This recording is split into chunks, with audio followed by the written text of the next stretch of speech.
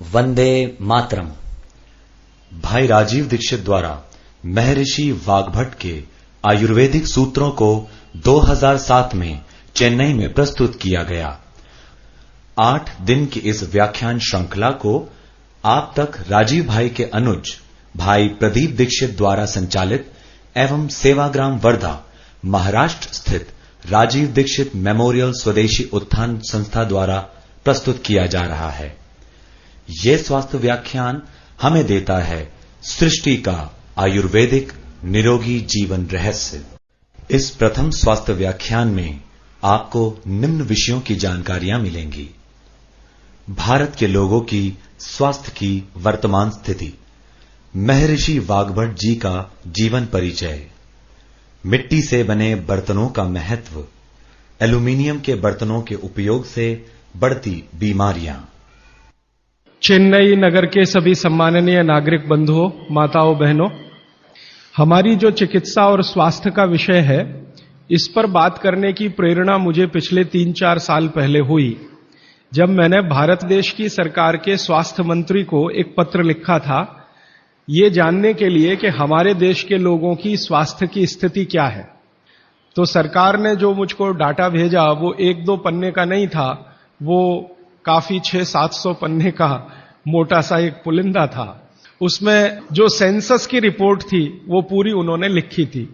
वो पढ़कर मुझे बहुत परेशानी हो गई। परेशानी क्या हो गई कि उसमें उन्होंने बताया कि लगभग 112 करोड़ लोग इस देश में रहते हैं और 112 करोड़ लोगों में स्वस्थ लोगों की संख्या गिनती की 25 से 30 करोड़ है। बस 25 से 30 करोड़ लोग ऐसे हैं इस देश में जिनको स्वस्थ कहा जा सकता है। बाकी जितने भी लोग हैं सभी को कुछ न कुछ तकलीफें हैं। कि 5 करोड़ लोग इस देश में हैं जिनको डायबिटीज है, और विशेषज्ञ ये कहते हैं उस रिपोर्ट में कि अगर यही गति और रफ्तार से डायबिटीज बढ़ती गई तो अगले 2014 तक लगभग 10 से 12 करोड़ लोगों को ये होगी। फिर उस रिपोर्ट में उन्होंने कहा है कि 12 से 13 करोड़ लोग ऐसे हैं जिनको लंग्स इन्फेक्शन की भिन्न भिन्न बीमारियां हैं, जैसे दमा है, अस्थमा है, सांस फूलती है, ब्रोंकियल अस्थमा है, ट्यूबरकुलोसिस है, ऐसे 12-13 करोड़ लोग। फिर वो विशेषज्ञों की रिपोर्ट कहती है कि भारत में लगभग 15-16 करोड़ लोग हैं जिनको घुटनों का दर्द, कमर का दर्द, कंधे का दर्द, हड्डियों का दर्द, जिसको आप संधिवात कहते हैं सरल भाषा में, ये हड्डियों के, जोड़ों के दर्द की बीमारियां हैं। फिर उसी रिपोर्ट में बताया गया है कि 9 से 10 करोड़ लोग हैं जिनको पेट का कुछ न कुछ तकलीफ है, जिनको पित्त की बीमारियों के द्वारा हम लोग अक्सर परिभाषित करते हैं। गैस बनना, एसिडिटी होना, अल्सर होना, पेप्टिक अल्सर होना, हाइपर एसिडिटी होना, वगैरह वगैरह। और ये सब मैं पढ़ता गया और एक जगह लिखा हुआ था रिपोर्ट में, बहुत परेशान करने वाली बात, कि 20 से 22 करोड़ लोग हैं जिनको आंखों की कुछ न कुछ बीमारी है। या तो कम दिखता है या बिल्कुल नहीं दिखता, रात में नहीं दिखता, दिन में दिखता है तो रंग का अंतर पता नहीं चलता। हम लोग अंग्रेजी में उनको नाइट ब्लाइंडनेस या कलर ब्लाइंडनेस या ग्लूकोमा जैसी बीमारियों से परिभाषित करते हैं। और ये पढ़ते पढ़ते मैं परेशान होता गया। अंत में रिपोर्ट के आखिरी हिस्से में सरकार की तरफ से ये बताया गया था कि ये सब बीमारियां तो हैं और सरकार इनके लिए क्या क्या प्रयास कर रही है। फिर ये पूरी रिपोर्ट पढ़ने के बाद और एक हिस्सा है रिपोर्ट का कि भारत की सरकार कहती है कि विभिन्न बीमारियों का इलाज करने के लिए इस देश में जो डॉक्टरों की संख्या है, जो रजिस्टर्ड हैं, वो 23 लाख हैं। MBBS, MD, MS, BAMS माने आयुर्वेद के, और प्लस BHMS होम्योपैथी के, तीनों विधाओं के। अब 23 लाख डॉक्टर और लगभग 70 से 75 करोड़ मरीज, या बल्कि 80 करोड़ मरीज। फिर मैंने एक दूसरा पत्र लिखा और मैंने स्वास्थ्य मंत्री को यह कहा कि ये डॉक्टरों की संख्या तो पर्याप्त नहीं है। तो मंत्री के यहां से पत्र आ गया कि भारत की सरकार और राज्य की सरकारों ने अब तक जितने डॉक्टर्स बनाए हैं, इनको बनाने में करीब 10 लाख करोड़ से ज्यादा का खर्च हो चुका है। अगर ये संख्या हम दुगनी करें तो 20 लाख करोड़ रुपए हमें चाहिए। सरकार के पास इतना धन उपलब्ध नहीं है। फिर मैंने भारत सरकार को याद दिलाया कि भारत सरकार ने एक अंतर्राष्ट्रीय समझौता किया हुआ है जिसमें कई देश शामिल हैं, और वो समझौते का टाइटल है 2014 तक सभी स्वस्थ। तो 2014 तक कैसे होने वाला है? मुझे नहीं लगता कि कोई होने की संभावना है। और सरकार स्वीकार करती है कि जिस गति से सरकार काम कर रही है, अगर सभी हिंदुस्तानियों को स्वास्थ्य दिया जाए, चिकित्सा दी जाए, तो कम से कम 350 साल लगेंगे। अब मेरी एक जो दुख की बात है मन की, वो ये कि 350 साल में जनसंख्या अगर जो बढ़ रही है उसको जोड़ दिया इसमें, तो किसी को भी स्वास्थ्य कभी भी उपलब्ध नहीं हो सकेगा। जब ये जानकारी मुझे आई तो मैं बहुत परेशान हुआ और मैंने सोचा कि ये तो बड़ी गंभीर स्थिति है। सबको स्वास्थ्य मिलना सरकार के बूते का और सरकार के दम पर और चिकित्सा जो चल रही है इस देश में उसके दम पर तो संभव नहीं है, कोई और रास्ता ढूंढना पड़ेगा। अब दूसरा रास्ता ढूंढने के लिए मैंने भारत देश के कई बड़े चिकित्सकों से बात करना शुरू किया। तो उन्होंने कहा कि भारत में किसी को भी सरकार के भरोसे चिकित्सा कभी नहीं मिल सकती। अगर कोई व्यक्ति चाहे तो अपनी चिकित्सा स्वयं करे, तभी रास्ता खुलेगा और कोई रास्ता नहीं। पिछले 60 वर्षों में आजादी के बाद आप सब जानते हैं, सरकार भी मानती है इस बात को कि जितना विकास हुआ है एलोपैथी चिकित्सा का, जितने डॉक्टर बढ़े हैं, जितनी दवाएं बढ़ी हैं, जितने हॉस्पिटल्स बढ़े हैं, जितनी सुविधाएं बढ़ी हैं, उतनी बीमारियां कई गुना गति से बढ़ गई। अब न हॉस्पिटल पर्याप्त हैं न डॉक्टर पर्याप्त हैं। आप अक्सर आए दिन अखबारों में समाचार पढ़ते होंगे, टीवी पर देखते होंगे कि लोगों को बिना इलाज के मर जाना पड़ता है, बिना दवा के मर जाना पड़ता है, हॉस्पिटल के बाहर बेचारे पड़े रहते हैं और डॉक्टर कहते हैं कि उनके ऊपर काम का इतना बोझा है कि वो सभी पेशेंट को अटेंड नहीं कर सकते। ये दोनों तरफ की बातें समझने के बाद मुझे वैद्य हार्डीकर जी की बात समझ में आई कि सब लोग अपनी चिकित्सा करने लगे तो रास्ता खुलता है सभी के स्वस्थ होने का। तो मैंने पूछा कि क्या यह संभव है कि हर आदमी अपनी चिकित्सा खुद कर ले, तो डॉक्टर की क्या जरूरत है? तो उन्होंने कहा है कि डॉक्टर क्या करता है, आपसे कुछ बातें पूछेगा, आपको भूख लगती है कि नहीं, प्यास लगती है कि नहीं, नींद आती है कि नहीं, खाना अच्छा लग रहा है कि नहीं, वगैरह वगैरह, और ये सब आप उसको बताएंगे।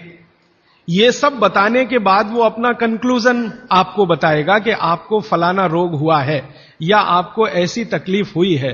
मतलब क्या है, डॉक्टर ने जो कुछ बताया आपके कहने पर, वो कोई भगवान तो नहीं है, ऐसा डॉक्टर तो कहीं नहीं है कि जो आप कुछ भी ना कहो और बता दे कि आपको ऐसा है। शायद 250-300 साल पहले रहे होंगे ऐसे कुछ चिकित्सक जो नाड़ी देखते ही बात करते थे कि आपने 10 दिन पहले ये खाया। ऐसे वैद्य रहे हैं इस देश में जो 1 मिनट आपकी नाड़ी पकड़ लें तो बता देंगे कि कल क्या खाया, 2 दिन पहले क्या खाया, 4 दिन पहले क्या खाया, 10 दिन पहले क्या खाया। आप जो बताते हैं डॉक्टर उस पर से अपना तय करता है, लेकिन उसमें भी वो पक्का नहीं होता।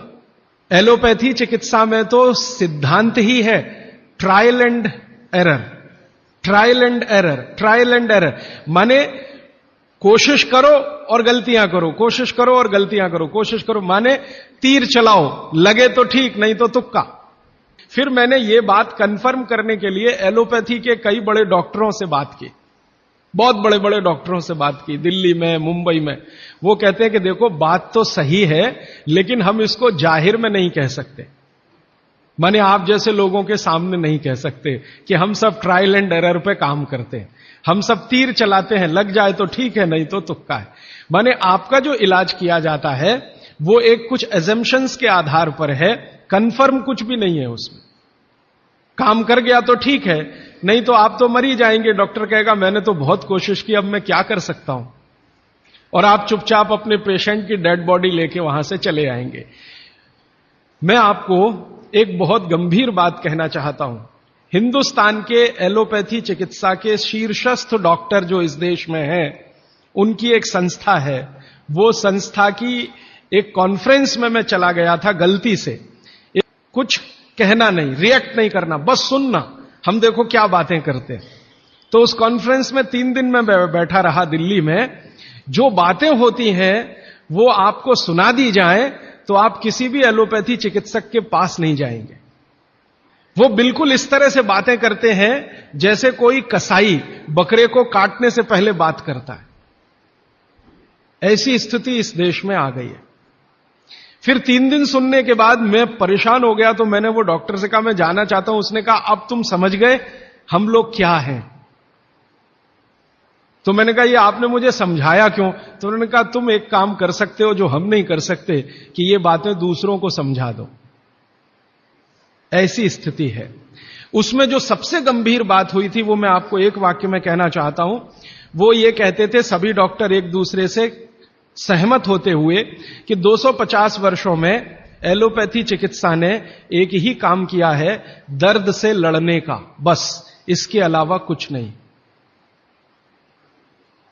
250 वर्षों में एलोपैथी चिकित्सा ने एक ही रिसर्च किया है, एक ही काम किया है, एक ही शोध किया है, वो दर्द से लड़ने का, इसके आगे कुछ नहीं है।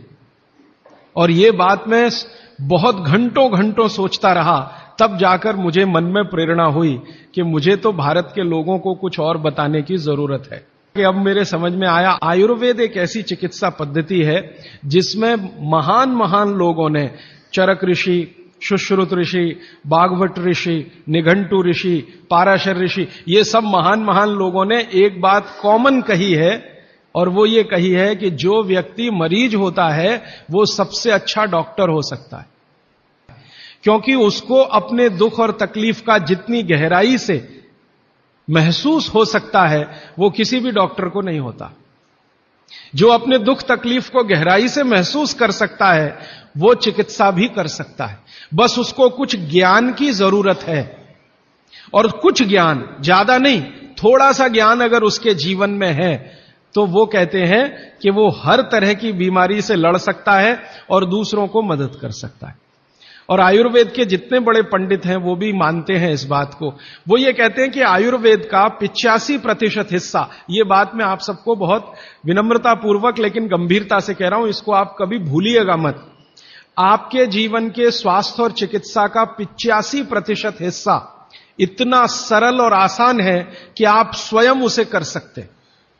मात्र 15% हिस्सा ऐसा है जिसमें आपको किसी विशेषज्ञ की मदद की जरूरत पड़ सकती है, मात्र 15%।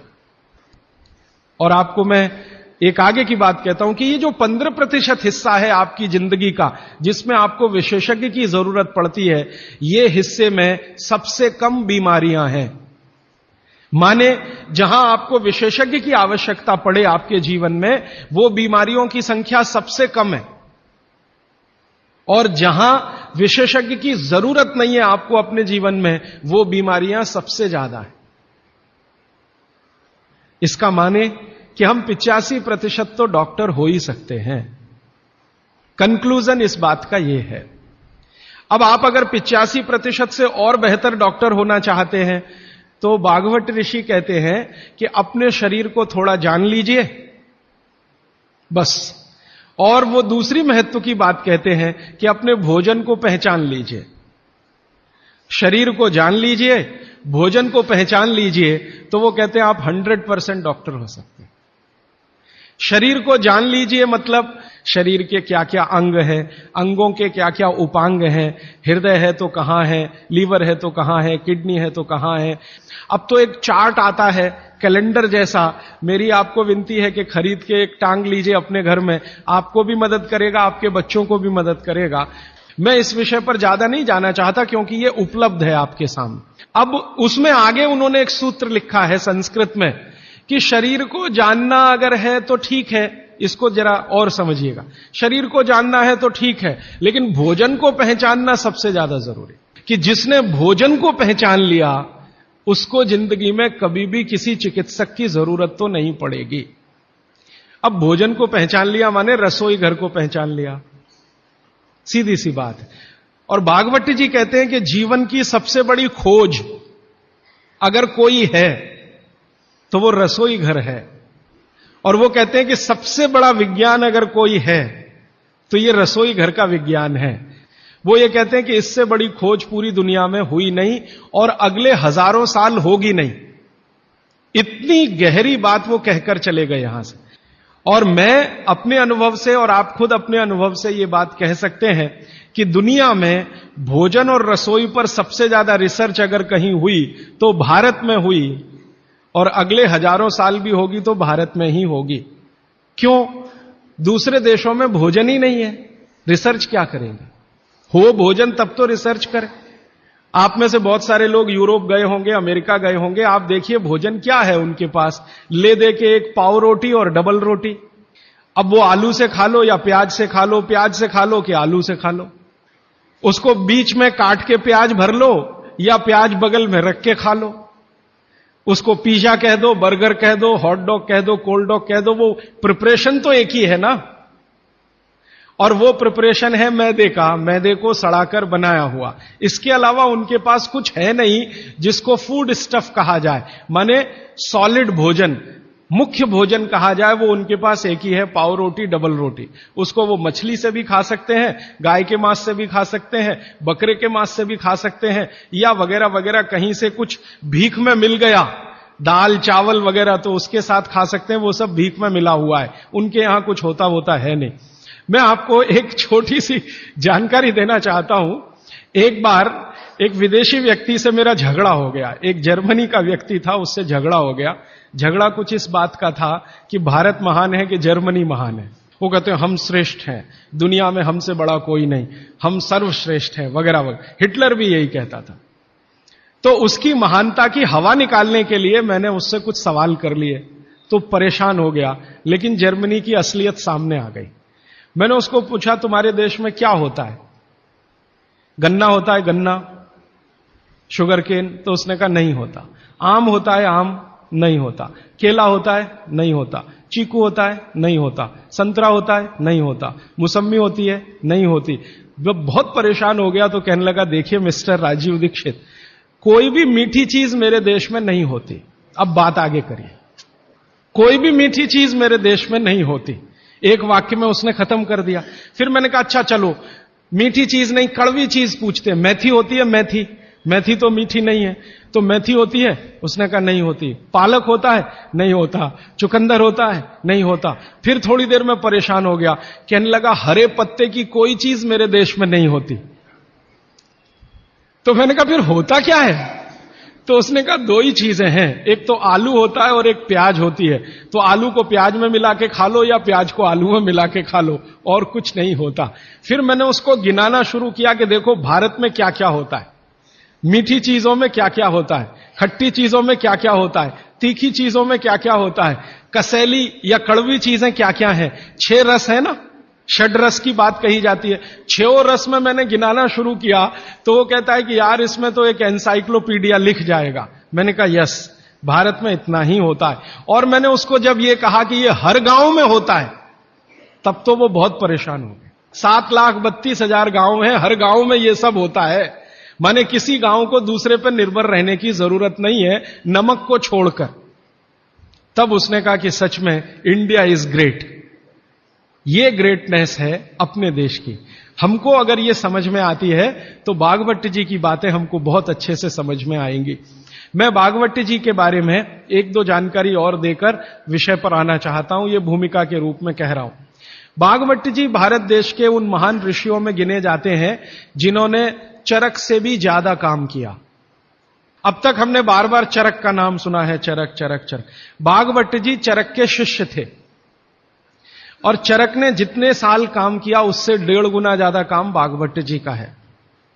चरक जी के जाने के बाद चरक ने जो सूत्र लिखे हैं, जो उनकी खोज है, रिसर्च है, चरक संहिता जो पूरा का पूरा शास्त्र है, उसके एक एक सूत्र को प्रमाणित करने का काम बागभट्ट जी ने किया। प्रमाणित करने का मतलब ऑब्जर्वेशन करना, फिर जैसा रिजल्ट है वैसा ही प्राप्त करना। जैसे चरक ऋषि ने कहा यह खाने से यह होता है, मान लो उन्होंने एक स्टेटमेंट कर दिया कि यह वस्तु खाने से यह होता है। बागभट्ट जी ने उसको प्रमाणित करने में 25 साल लगा दिए, 20 साल लगा दिए, 30 साल लगा दिए, और जब तक देख नहीं लिया तब तक उसको लोगों को कहने लायक नहीं माना। हमारे आयुर्वेद चिकित्सा शास्त्र के जो विशेषज्ञ हैं वो ये मानते हैं कि चरक जो थे महापंडित थे, बहुत ऊंचे स्थान के व्यक्ति थे, लेकिन बागभट्ट जी थे वो साधारण आदमियों के चिकित्सक थे। इसका मतलब क्या है? इसका मतलब यह है कि चरक ने जो बातें बहुत गहराई से और गूढ़ शब्दों में कही हैं, बागभट्ट जी ने उनको बहुत सरल करके साधारण लोगों की समझ में आए वैसा प्रस्तुतिकरण कर दिया है। भागवत जी की ये 2 पुस्तकें अष्टांग हृदयम और अष्टांग संग्रहम पढ़ने के बाद मुझे लगा कि मैंने चरक को पढ़ लिया, सुश्रुत को पढ़ लिया, निघंटू को पढ़ लिया, सबको पढ़ लिया, क्योंकि उन्होंने सबका निचोड़ डाल दिया उसमें। और वो ये कहते हैं कि अब मैंने जो तैयार कर दिया है अष्टांग हृदयम या अष्टांग संग्रहम, ये आम आदमी के लिए है। वो चाहे तो इसका पालन करे और अपने जीवन में मेरी तरह से सुखी और निरोगी रहे। भागवत जी 135 वर्ष तक जिंदा रहे और उनके शिष्य बताते हैं कि उन्होंने इच्छा मृत्यु को धारण किया। माने उनकी इच्छा हो गई थी कि अब बहुत दिन जिंदा रहने से कोई फायदा नहीं है, तो मृत्यु को वर्ण किया। ऐसे पंडित आदमी, इतनी कमांड अपने शरीर पर। और वो ये कहते हैं जब मृत्यु को जा रहे थे तो उनके शिष्य कह रहे थे कि परेशान हम हो जाएंगे, आप चले जाएंगे। उनका कोई परेशानी नहीं है, ये शरीर छोड़ूंगा, दूसरा धारण करूंगा। जैसे तुम शर्ट बदलते हो मैं बदल लूंगा, लेकिन अब मुझे जाना चाहिए, इस शरीर का सीमा हो गया है। ऐसे व्यक्ति जिन्होंने मृत्यु को धारण किया अपनी इच्छा से, उन्होंने जो कुछ अपने जीवन में किया है वो 2 ही पुस्तकों में सारा समाहित है। तीसरी कोई पुस्तक उन्होंने लिखी नहीं। और वही दोनों पुस्तकों में कुल मिलाकर 7000 सूत्र हैं। 2 पुस्तकों में कुल मिलाकर 7000 सूत्र हैं। सभी सूत्र संस्कृत में हैं। वही सूत्र मैं पिछले कई वर्षों से पढ़ता रहा। और हमारा जो अभियान है, जो पूरे देश में हम चलाते हैं स्वदेशी के लिए, उससे ये बहुत गहराई से जुड़ा है। क्योंकि हमारे अभियान में अब तक हम ये बात करते थे ना कि घर में पेप्सी कोला, कोका कोला मत लाओ क्योंकि विदेशी पेय है। फिर मैं ये भी कहता था ये पीने लायक नहीं है, टॉयलेट क्लीनर है। बहुत साल पहले मैं बोल के गया था चेन्नई में। अब सरकार ने भी मान लिया है कि टॉयलेट क्लीनर है और वैज्ञानिकों ने सिद्ध कर दिया है कि टॉयलेट क्लीनर है। पेप्सी कोका कोला भारत से धन लूटकर अमेरिका ले जा रहा है। ऐसे एलोपैथी चिकित्सा की दवाएं बनाकर कंपनियां उससे भी ज्यादा लूट कर ले जा रहे। एक अमेरिकन कंपनी है, उसका नाम है प्रॉक्टर एंड गैम्बल। उसकी बैलेंस शीट मैंने देखी तो उनका मुनाफे का प्रतिशत 20,000 है। पेप्सी कोका कोला तो 1000% पे काम कर रहे हैं। एक अमेरिकन कंपनी है एली लिली, उनका प्रॉफिट परसेंटेज 35,000 है। तो ध्यान में आया कि विदेशी कंपनियां पेप्सी कोका कोला बेचकर जितना धन कमा रही हैं, उससे कई गुना ज्यादा एलोपैथी की दवाएं बेचकर कमा रही हैं। और उस धन को कमाने में भारत के चिकित्सक उनकी थोड़ी मदद कर रहे हैं, क्योंकि वो उन्हीं दवाओं का प्रिस्क्रिप्शन लिख रहे हैं जो ये कंपनियां बेच रही हैं। मान लो एक चिकित्सक है, बहुत पैसे वाला है, प्रॉक्टर एंड गैम्बल की ही दवाएं लिखता है, और एक है वो एली लिली की ही लिखता है, एक है सेंडोज की ही लिखता है, एक सीबागाइगी की ही लिखता है। तो पता चला कि उनका कमीशन फिक्स है। माने कमीशन जो कंपनी ज्यादा देगी वो उसका प्रिस्क्रिप्शन लिखेंगे। इसका मतलब यह है कि उनको आपकी चिकित्सा से कोई लेना देना नहीं है, उनको अपने कमीशन की चिंता है। और वो कमीशन खाकर ऐसी दवाएं भी लिखेंगे आपको जो जरूरत नहीं है। 18-20 गोलियां लिखी हुई हैं, 4 सुबह 4 दोपहर 4 शाम 4 रात गोलियां ऐसे खिलाते हैं जैसे सब्जियां खाएं हम। और वो तो कहते हैं कि सब्जी वब्जी खाओ ही मत, गोलियां ही खाते रहो। हाँ, विटामिन बी के लिए भी गोली खा लो, विटामिन सी के लिए भी गोली खा लो, विटामिन ए के लिए भी गोली खा लो, और गोली से भी ज्यादा इंजेक्शन लगवा लो। और अब तो उन्होंने पता नहीं क्या क्या सब बना दिया। माने जो प्रकृति हमें दे रही है उसके चक्कर में न फंस के ये गोलियों के चक्कर में फंसो, ताकि कंपनी का माल बिके, ताकि उनका भी कमीशन बढ़े। ये पूरे देश में चल रहा है, कहीं ज्यादा कहीं कम। मैं आपको विनम्रतापूर्वक ये कहने आया कि जिस चिकित्सक को भगवान मानकर आप उसके पास जाते हैं, पैसे भी देते हैं, फीस भी देते हैं, लेकिन वो दवा आपको देता है कमीशन के आधार पर कि ज्यादा कमीशन है तो ये दवा लिखनी है, नहीं तो नहीं लिखनी। और भारत की सरकार बिल्कुल भी फेल हो चुकी है इस कमीशन खोरी को रोकने में। और मेडिकल काउंसिल ऑफ इंडिया के पास ऐसा कोई कार्यक्रम नहीं है कि डॉक्टरों की कमीशन खोरी पर वो कंट्रोल कर सके। जो शपथ लेकर डॉक्टर निकल रहे हैं उसके ठीक उल्टे काम वो अपने जीवन में कर रहे हैं। वंदे मातरम। राजीव भाई के अनुज भाई प्रदीप दीक्षित द्वारा संचालित एवं सेवाग्राम वर्धा स्थित राजीव दीक्षित मेमोरियल स्वदेशी उत्थान संस्था के माध्यम से स्वदेशी चिकित्सा के व्याख्यानों की सीडी उपलब्ध कराई जाती है, जिसे आप केवल 10 रुपए के लागत मूल्य पर प्राप्त कर सकते हैं।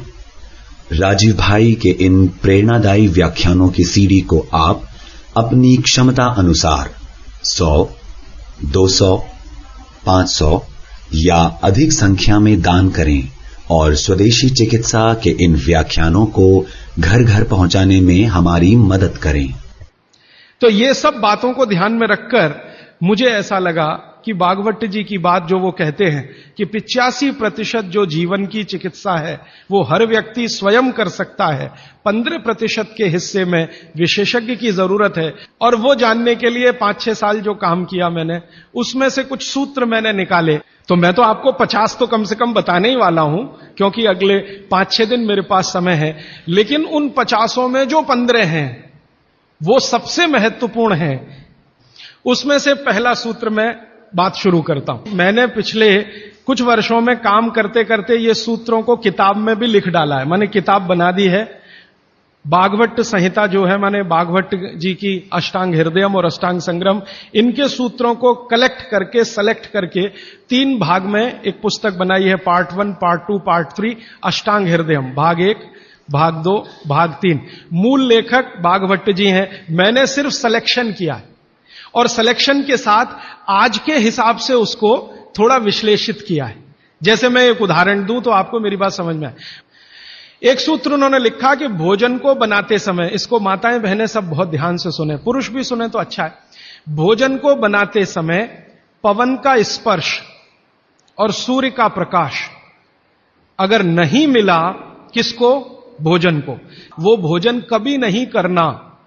क्यों? ये भोजन नहीं, विष है। कहना क्या चाहते हैं वो? और आज के हिसाब से विश्लेषण करें, सन 2007 के हिसाब से विश्लेषण करें। अब तक मैंने जो बोला वो भागवत जी का हिस्सा था, अब जो वो बोल रहा हूं वो मेरा हिस्सा है। भागवत जी कह रहे हैं कि प्रेशर कुकर का भोजन ना करें, क्योंकि प्रेशर कुकर एक ऐसी तकनीक है जिसमें भोजन बनाते समय ना तो सूर्य का प्रकाश जा सकता है, ना पवन का स्पर्श उसको मिलेगा। फिर मैंने वैज्ञानिकों से बात की कि ये प्रेशर कुकर का भोजन विष है, ऐसा भागवत जी कहते हैं, आपका क्या कहना है? तो हमारे देश में CDRI नाम की एक बड़ी लेबोरेटरी है, सेंट्रल ड्रग रिसर्च इंस्टीट्यूट। वहां के 2 साइंटिस्टों ने कहा कि यार काम तो हमने करके देखा है, बात सही है भागवत जी। मैं कहता हूं ये टीवी पे बोलो, तो उन्होंने कहा ये प्रेशर कुकर कंपनियां गर्दन काट देंगी हमारी, तुम चाहो तो बोलो। मैंने कहा आपकी रिसर्च क्या कहती है? वो ये कहते हैं कि ये जो प्रेशर कुकर है ज्यादा से ज्यादा या 99% एल्यूमिनियम के बने हुए हैं, और वो ये कहते हैं कि भोजन रखने और बनाने का सबसे खराब मेटल अगर कोई है तो एल्यूमिनियम ही है।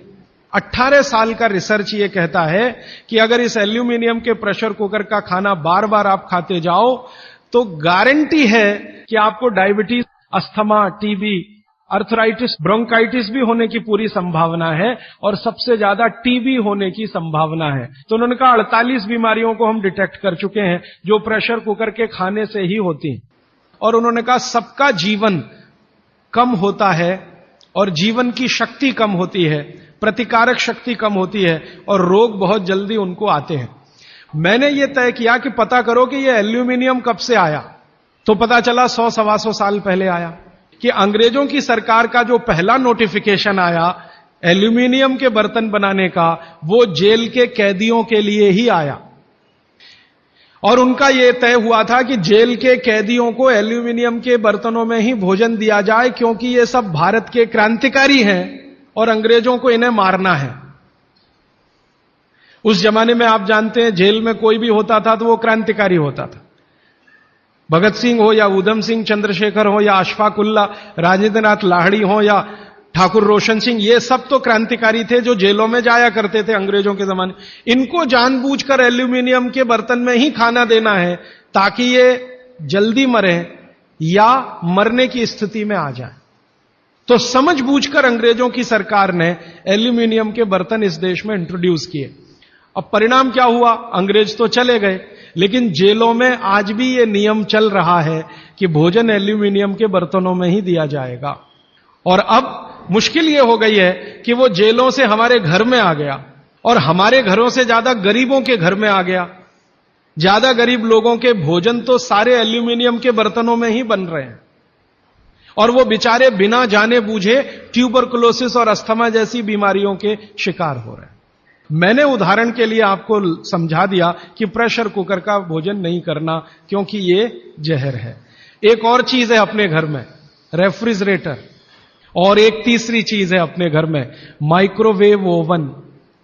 इसमें भी सूर्य का प्रकाश नहीं जा सकता, पवन का स्पर्श नहीं हो सकता। मतलब सीधा सा यह है कि आधुनिक तकनीकी से बनी हुई चीजें जो हमारे घरों में आई हैं पिछले 15-20 वर्षों में, भागवत जी के अनुसार इनमें रखा हुआ पकाया हुआ भोजन विष है, तो ना करें। आप कहेंगे जी हम तो करेंगे, हम तो छोड़ नहीं सकते प्रेशर कुकर को, हम तो छोड़ नहीं सकते रेफ्रिजरेटर को, हम तो छोड़ नहीं सकते माइक्रोवेव ओवन को, क्योंकि इसमें भोजन से समय बचता है। तो मैं उनसे पूछता हूं ठीक है समय बचता है, तो बचे हुए समय का क्या करती हैं? तो ज्यादातर माताओं बहनों का उत्तर है सास भी कभी बहू देखते हैं। और फिर मैं जब उनको समझाता हूं कि ये जो आपने आधा घंटा या 1 घंटा समय बचाया भोजन पकाने में, ये आपका घंटों घंटों हॉस्पिटल में खराब कराएगा, तब नेट रिजल्ट क्या? वही 0 का 0। प्रेशर कुकर एक ऐसी टेक्नोलॉजी है जो खाने को जल्दी पकाती है, यह है सीधा सा मतलब। अब खाने को जल्दी पकाने के लिए यह प्रेशर कुकर क्या करता है, जो भोजन आपने उसमें अंदर रखा है पकने के लिए उस पर, और जो पानी डाला है आपने भोजन पकाने के लिए उस पर अतिरिक्त दबाव डालता है। यह है प्रेशर। प्रेशर माने दबाव। और यह अतिरिक्त दबाव कहां से आता है? प्रेशर कुकर में आपने दाल डाली, ऊपर से पानी डाला, थोड़ा हल्दी मसाले डालकर बंद करके रख दिया। अब उसमें वो एक सीटी लगा दी। वो सीटी लगाई, यही सबसे खतरनाक चीज है पूरे प्रेशर कुकर के। सीटी लगाते ही क्या करता है, नीचे से गर्म और ऊपर से भाप का दबाव। किस पर? दाल पर, चावल पर, सब्जी पर। यह दबाव डाल के होता क्या है, एक दाल को तोड़कर 2 टुकड़े, जिसको द्विदल कहते हैं, जैन समाज के लोग तुरंत समझ में आ जाएंगे, द्विदल। तो यह दाल जो है ना फट जाती है, वो दाल दरक जाती है और पानी इतना गर्म होता है तो उबल जाती है, पकती नहीं है, उबलती है। पकना और उबलने में अंतर है। उबल गई है और उसका सॉफ्टनेस बढ़ गई है। तो आपने खा लिया तो आपने कहा पकी हुई दाल खा ली। माफ करिए, दाल पकी हुई नहीं है। पकी हुई दाल का आयुर्वेद में एक सिद्धांत है कि जिस वस्तु को खेत में पकने में जितना ज्यादा समय लगता है, भोजन रूप में पकने में भी उसको ज्यादा समय लगता है। तो आप जानते हैं अरहर की दाल को खेत में पकने में कम से कम 7 से 8 महीने लगता है। क्यों? अरहर की दाल में जो कुछ भी है, जिसको आप न्यूट्रिएंट के रूप में जानते हैं, माइक्रो न्यूट्रिएंट के रूप में जानते हैं, खेत की मिट्टी में कैल्शियम है, खेत की मिट्टी में आयरन है, खेत की मिट्टी में सिलिकॉन है, कोबाल्ट है, जिप्टन है, जोरोन है, ये सब माइक्रो न्यूट्रिएंट्स खेत की मिट्टी में है।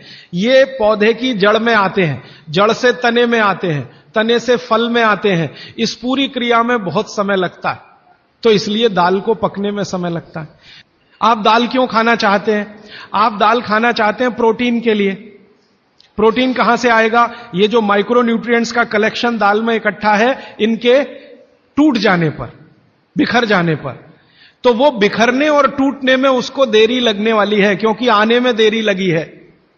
और प्रकृति का दूसरा नियम है कि जिन चीजों को पकने में, बड़ा होने में ज्यादा समय लगा है, उनको डिसॉल्व होने में भी ज्यादा समय लगेगा।